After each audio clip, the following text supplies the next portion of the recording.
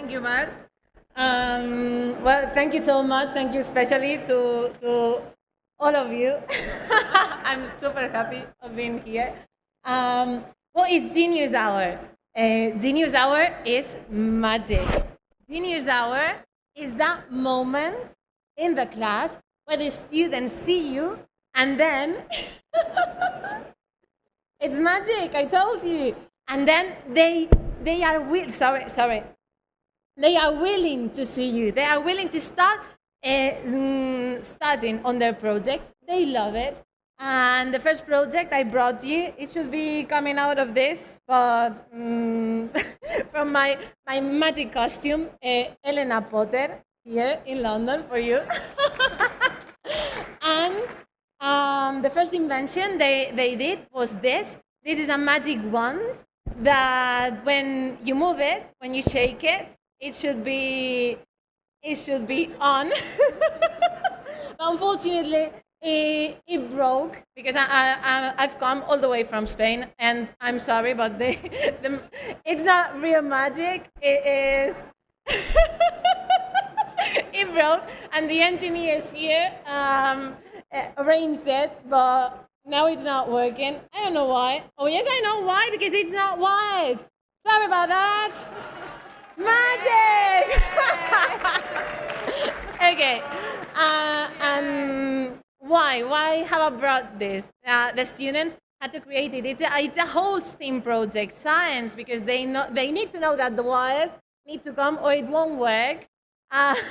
They needed to use the caliper to create it, to design it in Tinkercad, and then create it using the 3D printer. And what for?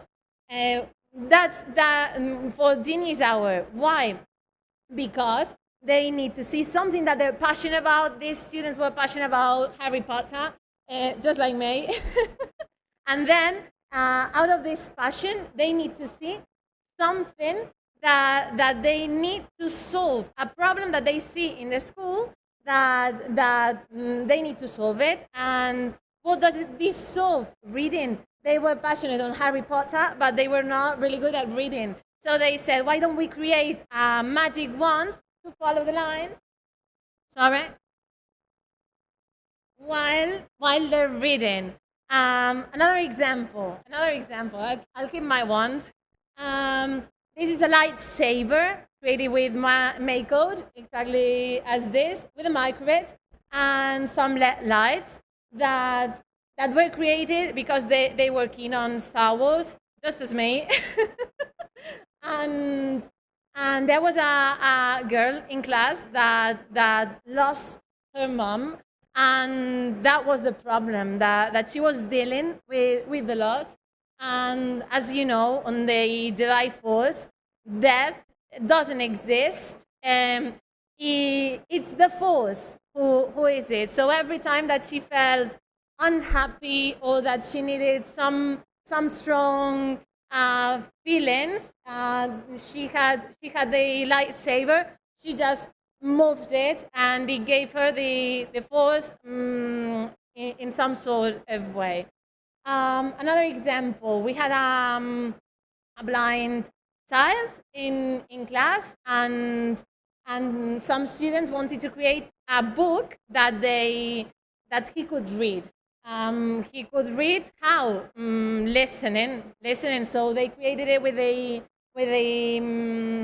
makey using Scratch, and coded every page of the book. They designed it. This is a book called The Color Monster. I don't know if you know it. The ones from Spain, you know it. It's a really famous book, and it's fantastic. So that every time that they said the sentence, and it was the students who made all of it. If you click there, you'll be able to watch the videos, but I only have 7 minutes, and I need to move forward.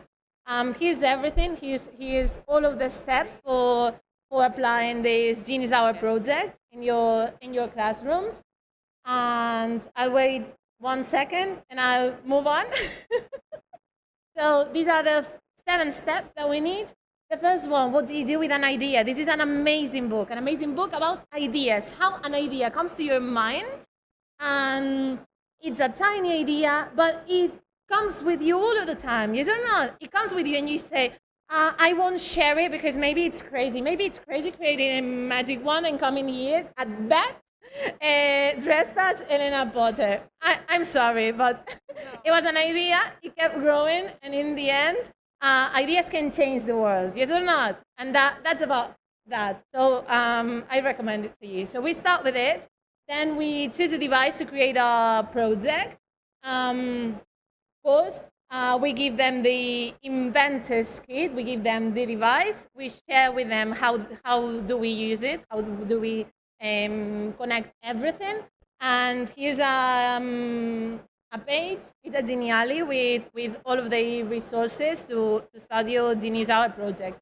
Code spaces, Scratch, Make Code, everything is in here so that you can get started with it.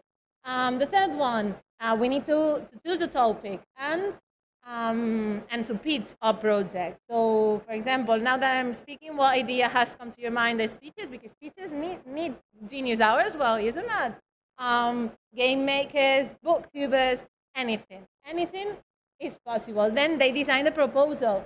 Sorry, I'm a primary school teacher, and I need to give everything detailed to the students, or they will get lost and just play in class. And imagine 25 students playing crazy. So we give them everything detailed. We start with the project description. What will it be about? The argument. Well, we're passionate on Harry Potter, but I'm sorry. And then the materials that we need so that we'll have everything. A plan. So first we'll start prototyping, and then finally presenting it to the students. So we start prototyping. Sorry about that. I'll move it as if you didn't see it. Let's prototype our design. So let's create our prototype. It has to be functional, of course. It needs to work. If it doesn't work, then we've got nothing. And using shared roles, each one of the team has a role. All of them are collaborating, but they need to know what do they do and what are responsible to do. We can't have 25 students coming to you to ask you something. And then we like to finish it with a project fair where we share it with the other students, with parents, with everyone, so that all of the school can see and they can share proudly what they've created, and that is a magical moment. And finally, the assessment using Google Forms, Wakelet, for example, to have everything that they do, self-assessment using code rubrics, and then co-assessment using code rubrics as well of Jaume Feliu, who is a magic person. And of course, Genius is 1% inspiration, and then you need to work hard for it, or then nothing will come out of it. I have no special talents, Albert Einstein said. I'm passionately curious, so that's what we need. We need curious children, and curiosity is something that we need to train with them. And I love this, Mitch Resnick. When we create something, I was looking for you, Max. We start imagining what will it be. We create it, then we play it. How many times in class you've prepared a game and then you've ended up seeing the students playing a whole different game, but it made sense to them, yes or not? So they need to play it, they need to share it, reflect on it, and then imagine again. That fantastic thing that seems so fantastic, then it ends up chaotically. What is imagine? Imagine it's inspiring, it's copying, it's changing something from your classmates. And that is like this. And then finally, here are the students. Oh, it had sound. The video sound. Thank you.